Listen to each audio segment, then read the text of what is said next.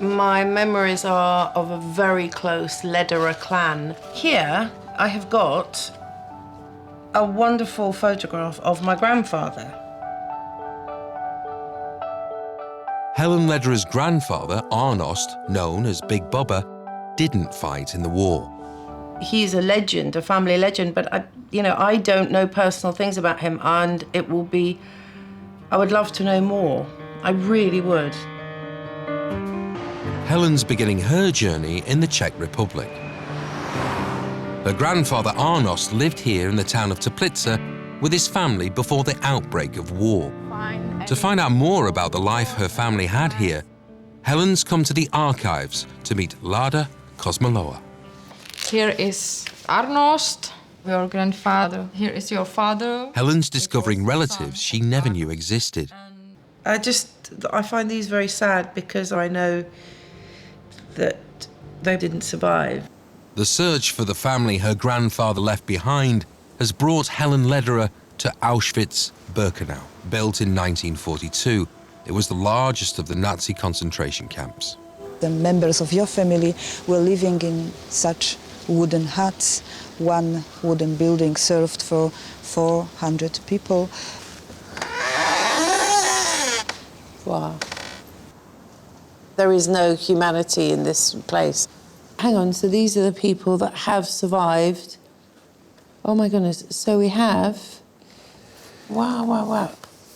Lederer, France. Oh my God, age 15. So this son, who would be my father's cousin, survived.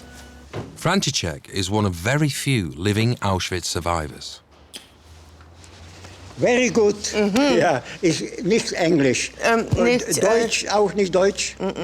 Sorry. Da wordt verklaard. No. Oh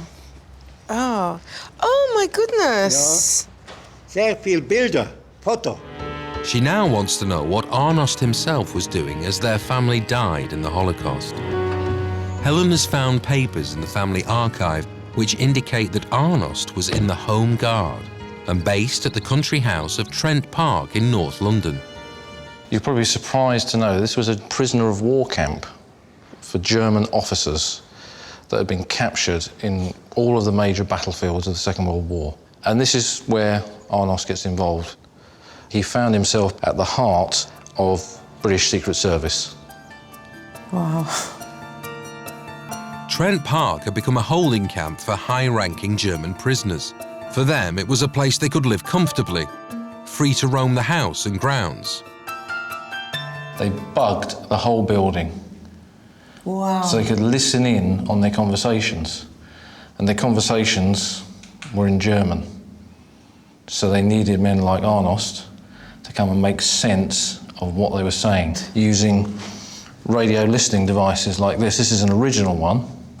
It would have been connected to a vast network of microphones everywhere. And they used men like Arnost to actually go and talk to the officers to get them to say things.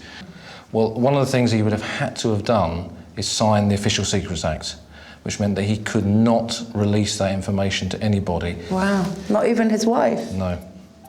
This was so secret, it's only in relatively recent years that we've even known about this taking place. So he locked away that secret for the rest of his life. A lot of these transcription of conversations was subsequently used at the Nuremberg trials to convict many of these men here of war crimes against the Jewish race. So you should feel very proud of what he did. It was of vital importance, the work that was carried out here. Helen has finally discovered the truth about her grandfather. The work he did helped bring the men who'd murdered their family to justice. A secret Arnost Lederer took to his grave.